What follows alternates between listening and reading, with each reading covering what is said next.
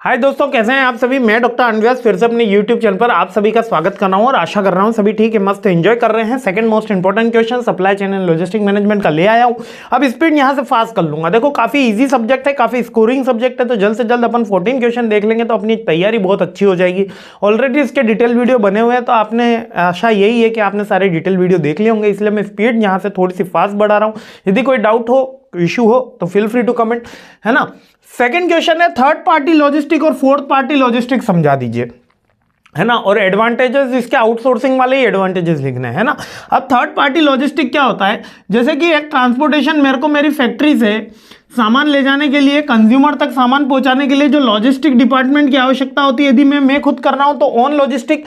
Second party logistic कुछ भी नहीं होता, है ना। तो थर्ड पार्टी लॉजिस्टिक आ जाता है। थर्ड पार्टी लॉजिस्टिक के अंदर हम क्या करते हैं कि ये जो हमारा ट्रांसपोर्टेशन है, ये जो व्हीकल है, ये जो कंपनी है, या ये जो पूरी की पूरी प्रोसेस है, इस third party logistic ABC company को बोल देते हैं कि भैया आइए हमारे यहाँ पर अपने व्हीकल्स लगाइए और हमारा माल जो है वो फैक्ट्री से डायरेक्ट कंज्यूमर तक, एजेंट तक, मॉल्स तक, वहां तक पहुंचाइए, ताकि हमारे लॉजिस्टिक की पूरी प्रॉब्लम सॉर्ट आउट हो सके और बदले में अपना अमाउंट ले लीजिए। ये थर्ड पार्टी लॉजिस्टिक है।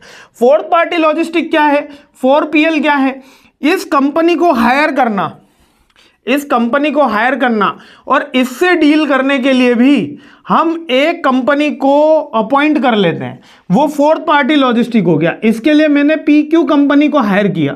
ये PQ कंपनी क्या करेगी कि मेरी जो लॉजिस्टिक रिलेटेड एक्टिविटी है, वो खुद लॉजिस्टिक की सप्लाई नहीं कर रही, वो जो लॉजिस्टिक रिलेटेड एक्टिविटी है ABC कंपनी, उससे डील करना, उसको फाइनलाइज करना, उससे रेट का नेगोशिएशन करना और हमारे सप्लाई चेन को और एनरिच बनाना, हमारे लॉजिस्टिक डिपार्टमेंट को और इफेक्टिव बनाना, जिससे हमारी जो फैक्ट्री मैनेजर है वो और ज्यादा अपने फंक्शंस के ऊपर वर्क कर सके, यानी उसको ABC को भी हायर नहीं करना है। ये फोर्थ पार्टी लॉजिस्टिक हो गया, ठीक है।